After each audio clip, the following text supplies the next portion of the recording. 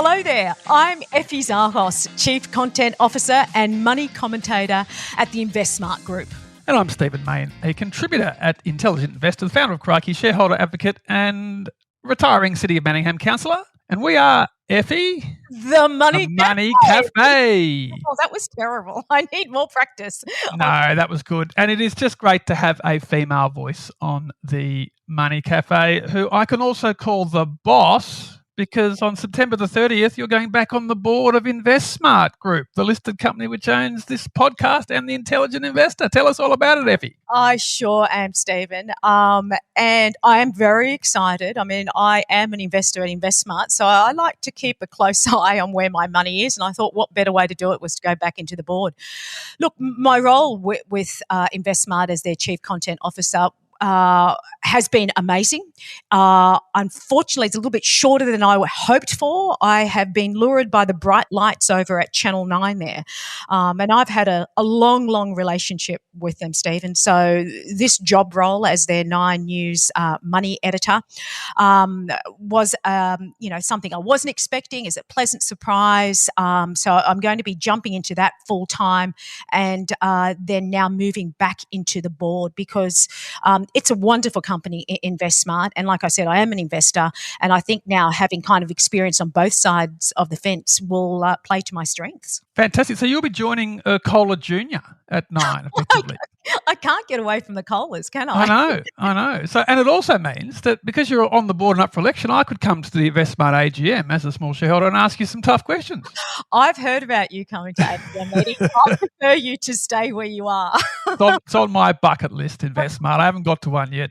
Probably got a conflict of interest, but Anyway. Now, look, Effie, we've got some breaking news this morning. The CoreLogic Pain and Gain property report. Give us the highlights. Yeah, look, so this has come out this morning, hot off the press, and essentially it confirms what we're probably all feeling, whether you are sitting back and feeling very happy about the equity you've got in your place or you're trying to jump into the property market. Aussies made record profits, Stephen, from resale of their property in the June quarter. So basically, this report analyses all the resales in the June quarter, and there were 91,000 homes sold. They were about 94.5 of them were sold at a profit, and the median gain was a massive $285,000. They haven't seen these numbers, Stephen, since going back to the mid-90s. I mean, it's no surprise to me because I do look at these numbers month in, month out, and, they're hitting all the time. They're going up every month since November last year. The median loss was 40,000. And, again, no surprise. If you want to know where you've got a winner, Brisbane came in number one. And basically, it showed for that June quarter profit-making sales rate of 99.1%. Wow. Yeah, quite amazing, isn't it? And there's a couple of things I wanted to ask you. We are looking at record gains here. And we're looking at possibly the next rate movement to be down rather than up. And I know some key data is coming out on Thursday. The Fed may possibly cut. We'll know 4 a.m. on Thursday. And then we've got the our job numbers coming out on Thursday. What's your take of, what we could expect? And then, what do you think is going to happen to this property market? Well, on interest rates, I've actually done an interview with Saul Eslake for the Intelligent Investor, which has just gone live today. So free trial, sign up. You can listen to that. And I agree with him, and he agrees with Alan Kohler. No rate movements here into the new year, but I do agree the Fed every chance for a cut. And with property prices, geez, back over 10 trillion probably. It's just ridiculous. It's going up so much. So I think you can't cut interest rates here while you've got this out of control asset bubble in property. Yeah. So I'm starting to think that we've stuffed up in Manningham because we value all the residences every year. We're one of the 30 councils in Melbourne. We've only increased the value of our 51,000 homes in Manningham on their rates notices by $4 billion to $66 billion across the board, a 6.5% jump. And we've only increased the value of the average resident by 70K or 5.3% from 1.25 million to 1.32 million. So it sounds like we're undercooking it. Although maybe you can tell me that the Melbourne market is flat because of all these punitive land taxes that the Labor government have been slugging people down here. Yeah, I would say the Melbourne market is flat for that, Steve. And I mean, looking at the growth over 1 year, Melbourne hasn't had, the gains that we've seen, say, in Perth, which has been crazy. 1 year property prices have jumped over that 150,000 mark in 1 year for homes. But to be fair, though, those numbers, I know Melbourne has a lot more units. So, units obviously don't get those gains as houses do. But I would say a lot of homeowners would be feeling, well, you know what, my rates or my land tax or whatever has gone up considerably. And that's the other pain of seeing your price of property go up, the taxes that go with it. And Melbourne has not been doing too well in that department at all. Also interesting that Perth have been slow to get onto the planning reform game, which the federal government is pushing. So they're cashed up, they just think they don't need to do it. In Victoria, we are dealing every second week with changes to the planning laws. I mean, just at council the other night, the res code has been changed. So all of a sudden, your appeal rights are removed, shadowing restrictions are reduced, densities increase. Like the government is just forcing through changes to encourage housing construction. And that, I think, is contributing to the fact that our prices aren't going up, as well as a lot of investors dumping in Victoria to escape the land tax, because obviously there's no land tax on your primary property. But it's a fast moving space, this whole housing debate and planning law reform in Australia at the moment. Yeah. And also, look, when you look at the lending values too, what I'm seeing on that side of the fence is that, they're ticking up, lending more than ever.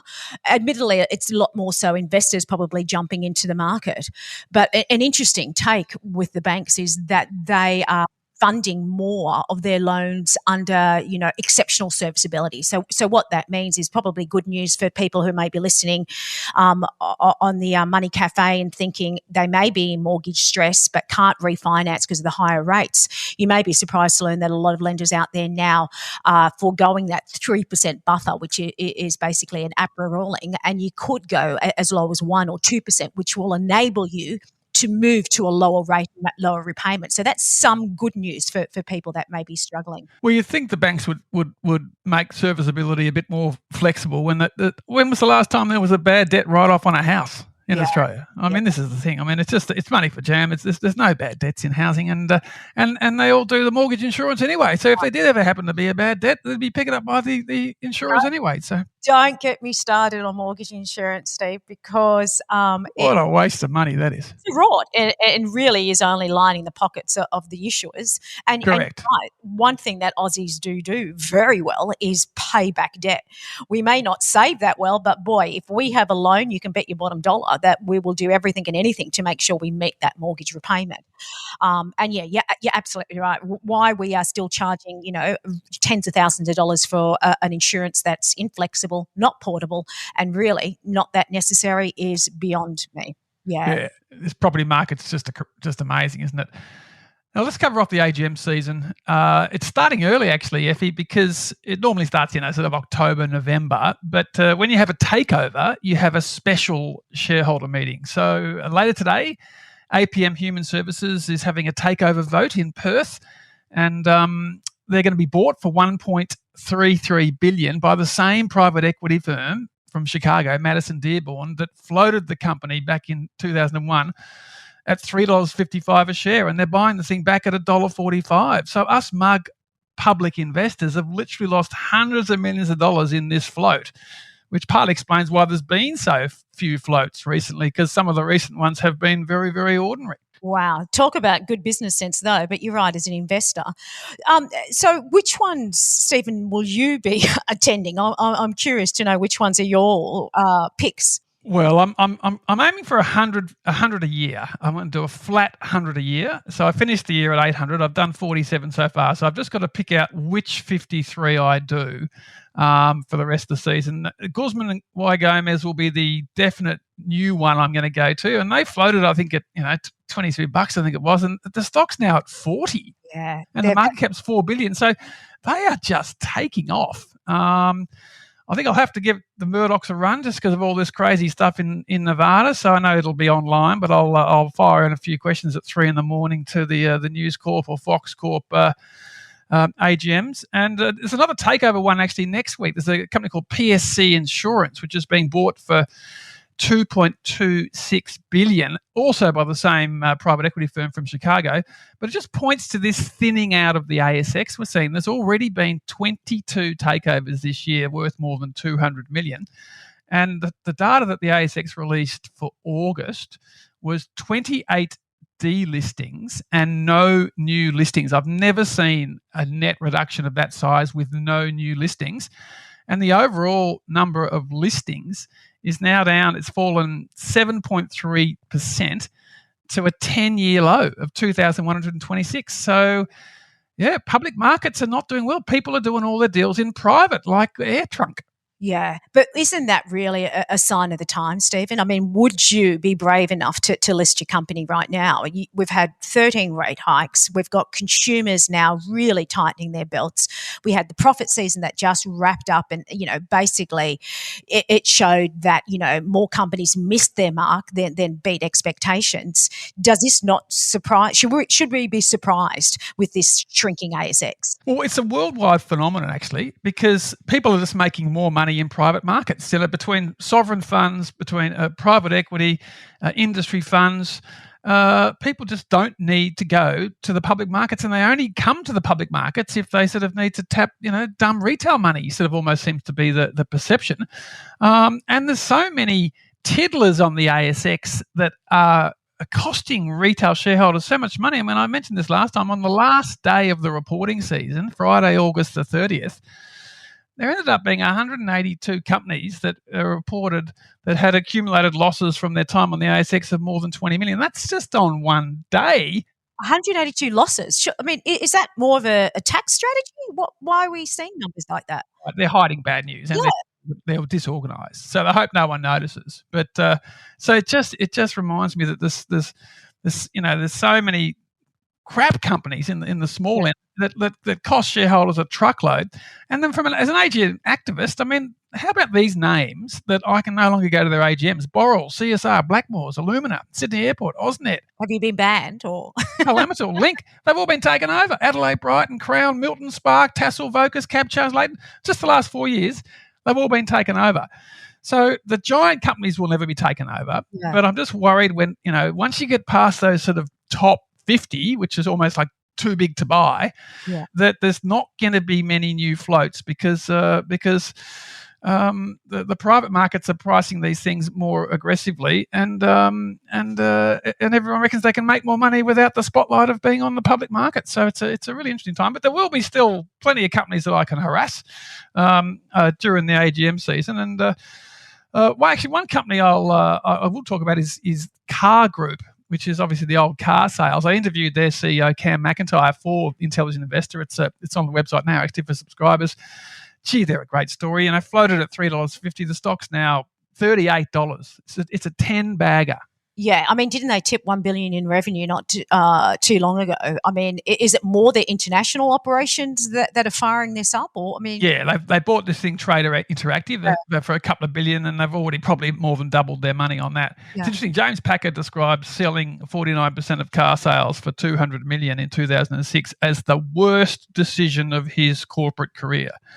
The worst, because it floated at $3.50, and it's just gone through. I mean, like REA as well. Those three Melbourne-based companies, Seek, Car Sales, and REA, they're together worth $50 billion now. Gee, look, we all make some mistakes. It's just unfortunate. James' mistakes are kind of, exasperated and amplified given the volume he's dealing in. But I can ask you something, Stephen. You mentioned about all these takeovers and the money's in the private market.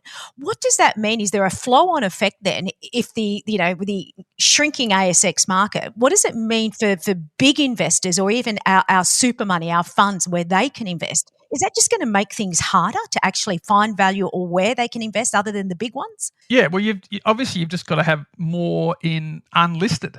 You've got to have, obviously, you have your bonds and all sorts of stuff, but you've got to have more in international private equity, in infrastructure, just the direct assets, because there just aren't the number of stocks. But albeit the big caps are getting even bigger. I mean, Commonwealth Bank's now capped at 239 billion. So the big cap, the Wesfarmers, some of these stocks are just going through the roof. But they're having to diversify because we're even seeing it with the stock picking fund managers. I mean, Pendle is just Regal Partners has just made a takeover bid for Platinum, because there just isn't the money, and everyone's doing ETFs now as well. So I'm worried I'm in a sort of a shrinking industry, which is people who make a living following what happens on the ASX with public markets, because it's shrinking and people are looking elsewhere. And I personally sort of blame a lot of those losses in the small caps. That it's a pretty scary place, that small cap land, and so many companies have racked up those overall losses of more than 20. More than 100 million. There's a couple of hundred out there on the ASX that are in that territory. So it's interesting times. Now you're going to tell me about an InvestSMART quiz, and you're going to catch me out with a tricky question. Is that right? Yes, the InvestSMART quiz. Basically, everything from scams to super to tax and ETFs. We put Aussies to the test on this. And the idea around here is not so much that you are actually going to get rich by doing a quiz, but more so that knowledge is power. And if you have this knowledge, then it does put you in a better position to understand your asset classes and the options available. So there were only 15 questions, Stephen, that were in this quiz, and we did take it to YouGov to do the testing on 1,000 Aussies before we actually launched it. And the really disturbing thing here is that the results were not good. 74% of Aussies failed this investment knowledge quiz. It was really quite surprising to see that these results did mirror quite a few other investment quiz knowledge tests out there. So, for example, men typically do better than women. Higher income earners do better. I mean, you can read into that, maybe because they've got more cash that they can start investing. But look, as far as I'm concerned, your income that you earn should not dictate your knowledge when it comes to financial literacy. So, Stephen, I don't know if you've done this test. Have you done it? No, I haven't. No. Okay. This is Try me out. What do you got? I'm going to give you the question that was answered the most incorrectly. Oh, I'll probably get it wrong then. I've got good. No, I reckon you'll be okay. You'll be okay. Here goes. Which of the following are considered concessional super contributions? And you can have more than one answer. Is it A, super guarantee contributions made by your employer? B, contributions made into your super fund by the government? C, salary sacrifice contributions? D, contributions you make from your after-tax income and then claim a deduction? Or E, which I think a lot of people might have put down, I don't know. So, Steve, what do you reckon? I don't know. Concessional. I'm just in my industry fund. I've never looked at it. So, I wouldn't think it would be the employer. It wouldn't be concessional because that's just regular super. I wouldn't have thought government top-ups would be concessional. So it's probably, is it your own? Is it when you do your own top-ups? Or I'm going to have to go. Know. Save me, Effie. Save me. So look, just 3% got this right, Stephen. So don't feel too bad. You're in good company. The answer was A, C, and D. Oh, so, wow. Yes. Well, I guess it was super so concessional, so tax driven. Most of it's bloody subsidised with concessional deals, isn't it? Well, it is. And the concessional contributions simply mean that you receive a tax benefit. So your super guarantee contributions made by your employer and the ones that you salary sacrifice, they're both made from your pre-tax dollars and they're taxed at 15% when they're received by your super fund. And if you make an after-tax personal contribution, a lot of self-employed people may do that, and then you claim that tax deduction, that is also considered concessional, and the limit just went up from $27,500 to $30,000 the 1st of July. Right. Look, super is hard, and I get it, and they keep twinkering, playing around with it and so on. But I was surprised that one was the one that was answered the least incorrectly. But all up, the median score was 5 out of 15. So there's plenty of room to grow. I suggest get to testyourInvestSmarts.com.au. Have a go of it. And there is $10,000 up for grabs you could win in a PMA portfolio with InvestSMART as well. Wow. I'll give it a crack. Now, Effie, before we get to this week's less challenging questions, hopefully from our listeners, here's a quick word from our sponsor.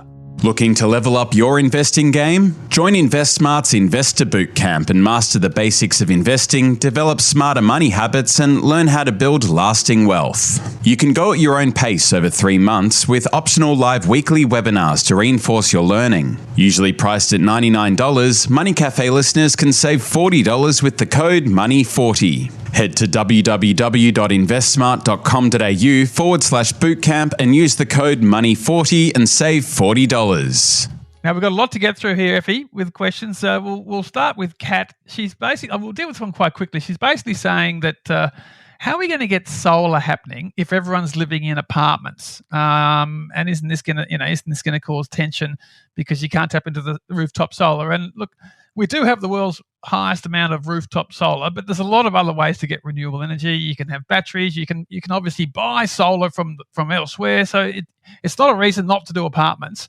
One other little tip, if you want to get good renewable or climate policies going with apartments, is when councils issue permits, there should be mandatory car share schemes and mandatory electric vehicle charges with the fleet of EVs almost run by the body corporate, if you like, or the building manager. That's where we need to go when we're talking about new high-rise developments. I agree. And also, Stephen, what stops a complex, the strata, coming up with a central source to collect the energy and then distribute it through the apartments? It's just, obviously, that needs some money and infrastructure to get into it. But if we're building these new units and if we're saying that affordability is in units, then why aren't we accommodating it elsewhere as well when it comes to the energy costs? Too right. Now, Michael, I'm trying to work out the possible capital gains tax implications of a likely inheritance of Commonwealth Bank shares that were acquired by my parents as a consequence of the Victorian State Bank merger with CBA, which I believe occurred in 1991,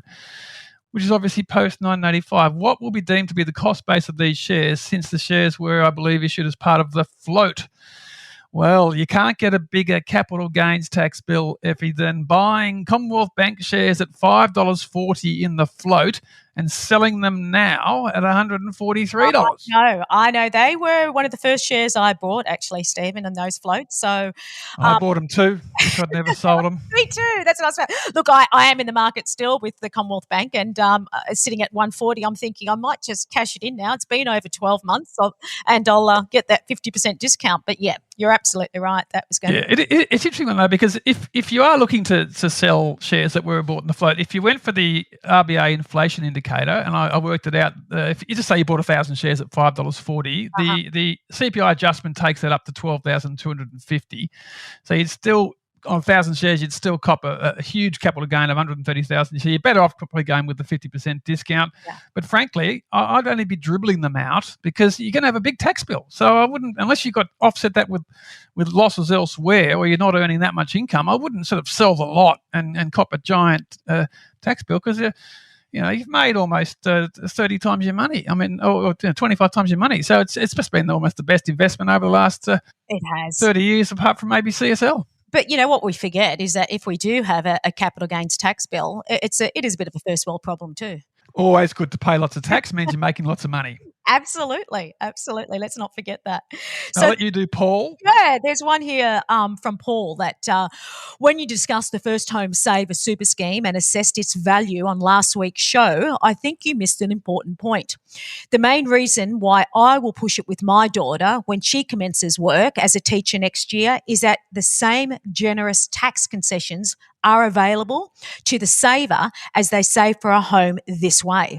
Her marginal tax rate will be 30%, so she'll get an immediate 15% win on that capital. And that was, so Paul would have done very well in that test joint SMART quiz. Yeah, he's bang on right. The First Home Super Saver is a great concept on paper. But I have, look, the last time I looked at those numbers, Stephen, as to how many people have used it, it's not that popular. And the reason being, it's so complicated. But look, if you are saving for a deposit, it is a no-brainer when it comes to who would do better. Would an online saver do better? Would the first home super saver do better? Or would, say, an exchange-traded fund do better? They all have their pros and cons. And right now, yes, your online saver is probably getting around about 5.5, 5.75 if you want to play the game. But if we do have a rate cut next year, these are going to drop like lead balloons. So I'm a big believer of mixing your strategies, your accounts when it comes to saving your deposit, and also maybe saving in the asset class that you want to buy, because if it goes up, then your savings go up. But yes, the first home super saver, if you can get your head around all the terms and conditions, is not bad. So Ryan's got a question about valuing money with cash. And the question basically is, do young people not value money because they just wave their phone around and pay that way? Or do you value money more if you're using cash? And Ryan makes the point that when he goes to the bank and takes cash out, it's already out of his bank account. And so he's more likely to recklessly spend the cash because it's already feels like it's been spent because it's already out of the bank account and in his top drawer in his wallet. What do you reckon, Effie? Okay, what gives more discipline with spending, cash or flash? I'm going to be controversial here, and I believe that the days of cash are very numbered. And if we are teaching our kids still with cash, we are actually doing them a disservice, because they need to understand how to operate in the digital world. It's like me giving my son now, say, a dial-up phone. He'll just look at it and go, well, what am I going to do? What do you do with this? Well, you put your finger in, you turn it around. I have to give him an iPhone straight away, a smartphone. Now, before I get a lot of hate mail, I understand the value of currency, and I understand that's, a great way to start, of course. But let's get real here. We should be teaching our kids how to work and live and spend in a digital society. And there are so many apps that can keep track of your tap and go. There are so many alarm bells you can put on your phone that will let you know what your balance is and so on. If we don't know how to spend and save in a digital society, then we're setting them up for failure. It's funny, actually. Local government elections nominations in Victoria closed yesterday, and they were only taking cash. You had to turn up with cash. A lot of people were going, how do I do that? My daughter was running. I'm retiring. My daughter's running again. Cash? What's that? What's the government doing? Saying we've got to pay cash to just run for an election. So as long as you didn't throw it in the bin thinking it was rubbish, then we've got a problem. Yeah, no, that's right. Now, at question 9, Philip's also got a cash-related question saying, is going cashless a rip-off with the 1.65% surcharge to tap and go? I think it is a rip-off because HSBC Everyday Global Account is giving 2% cash back with a tap and go. I'd imagine HSBC would make you profitable after the 2% cash back. So all the other banks must be raking it in as well. And it's an absolute rip-off. We do have the RBA looking into this. The big issue here is basically the growing popularity of blended payments. So let me explain. They charge a flat rate here, no matter what card you're using, whether it's your FPOS card or the guy in front of them you using, say, their gold Amex card. You're being charged the same amount, and that is a complete rip-off. Well, there you go, Phil. You've heard it. It's a rip-off. Now, Emerson, what are your thoughts on ETF investing, and is it worth dabbling in the US market despite missing out on franking credits? Now, look, everyone's doing ETFs, and yes, you do miss out on franking credits, but you probably know more about ETFs and what InvestSMART does than I do, Effie, but you on the ETFs train? Oh, absolutely. I do invest directly in shares, but not so much as, ETFs are a no-brainer. I think they're a great way for people to jump into the share market. They may not have a lot of money. It's why, there's over 200 billion now of funds flowing through, and it just makes it so much easier. Of course, these aren't bank accounts, it's on the on the stock market. So it's like anything up and down, but, a long way and a lot of diversity can be had with just $1,000. Yeah, look, it's a good point. And Jeff's got a question about the RBA only having the one lever, and it's incredibly blunt. What other tools could we give the Reserve Bank to give them more power? And it's an interesting question. I reckon they use their bully pulpit as a tool. So if they're worried that the government's running a big deficit and is stimulating too much, they just get up and give a speech and jawbone the government into doing that. But whether you can actually give them power over certain taxes, like they can push up and down, petrol excise or fuel excise to, I don't know. They're unelected. So I think just leave them with monetary policy. They also do a fair bit of printing. I mean, they printed like crazy during COVID. So it's not just moving interest rates that they do. They actually do a few other things as well. No, you're right. And it's also a case, well, what shouldn't the government be doing? When we look at the last GDP numbers that came through, I mean, it did show that the government was spending up big. So you've got one side trying to refrain spending, and then you've got the other side spending like it's no tomorrow, and spending on things that probably aren't really driving up what we really do need, productivity, to help the private enterprise sector as well. Couldn't agree more. Now, Brendan's got a question about reverse mortgages. Are they okay? And what do we think about the federal government's home equity access scheme, where qualifying pensioners can access a stream of equity to subsidise their pension and other income? The interest rate's 3.95%, and the interest is drawn from the equity in the home. And in my opinion, says Brendan, this should be looked at before a reverse mortgage. And from his experience, reverse mortgages are not okay. And he's got a pretty bad story about his parents having to pay $2,000 a month and getting drained of their savings. I mean, I personally reckon the license conditions of the big four banks should be mandatory to offer reverse mortgages to keep people in their homes. But what do you think? Are you a fan of reverse mortgages? Well, so the big four did have a presence in the reverse mortgage market, but pulled it all out because of the complexities and so whatever around them, needing independent financial advisors, that as you should have. The interesting point made here, and I absolutely agree with them, is that the home equity scheme is the first one you should be looking at, and the numbers here have skyrocketed. I mean, admittedly off a low base. So the total participants, to give you an idea, just when COVID hit was before COVID was only 768 total participants. Nothing. Nobody was using them. Come March 2024 was the last time I looked at this. There was over 12,000 participants. Again, they're small numbers, but that's a huge increase in the people that are now using the equity in their home to help them fund the lifestyle that they need. So the pension loan scheme, the home equity scheme, you get about 1.5 times the maximum pension rate, and you don't have to be on the pension to get it. You could be a completely self-funded retiree and still get that. The maximum would be 1.5 the pension rate. The interest rate is a lot cheaper, so then the compounding effect of you drawing money out of your place isn't as bad, but obviously over time, this is eating your equity. So that's at 3.95. But then if you look at, your private players, the likes like, say, Express Reverse Mortgage or even a bank gateway, last time I looked, they were around 8% to 9%. So it's, quite expensive. Absolutely. Now, last question, Effie, from Ricky. He was looking at buying some US shares through his broker, but found that the shares are not actually held by him, but held in an omnibus account with everyone else's foreign holdings. This seems to be what all the major share platforms do, and it's standard practice. Maybe I'm being overcautious, but it feels like with nothing but an IOU from my broker if I buy. Is this an extra level of risk that investors in the US need to consider, or should I just get with the program?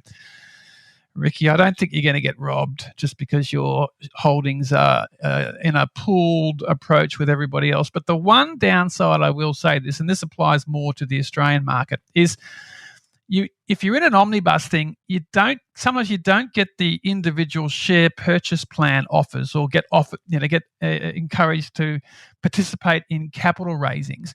And because Australia is so capital raising heavy, because companies all pay out maximum dividends to max out the franking credits, and then when they want to buy something, they've got to do a capital raising. So we've had 89 capital raisings on the ASX this year of more than 20 million. And if you're in one of those pooled investments, which some of the industry funds offer, you won't be offered the share purchase plan individually. So I would just give that caution. But overall, exposure to US shares, you're in a pooled thing, nothing to worry about. Your money's safe, just to watch what the share price does, and that's what return you'll get. No, that's a good point. Hey, Stephen, before we go, I do have to say that I believe the Money Cafe is up for a Listener's Choice Award. Yes. Grandpa Cola keeps telling me we're supposedly number one in the business or finance category. So, people can vote in the podcasting awards for the Money Cafe. Congratulations. I'm so That's amazing. I'm sure you're going to win that one. And I hope I haven't done too much damage today. No, we need female voices, Effie. So I've been campaigning for this for years. So it's great to have you here. And I think you're coming back next week as well, aren't you? I sure am. Thank you for putting me through the ropes today. I've really enjoyed it. And I guess I do have to say, look, thanks for listening to today's episode of The Money Cafe. I will be back next week with James Thompson. So send in questions and we'll answer it together by emailing themoneycafe@eurekareport.com.au. Until then, I'm Effie Zahos, Chief Content Officer and Money Commentator at InvestSMART Group. And I'm Stephen Mayne, a contributor at Intelligent Investor, and I'll be back with Grandpa Cola in a fortnight. Talk to you soon.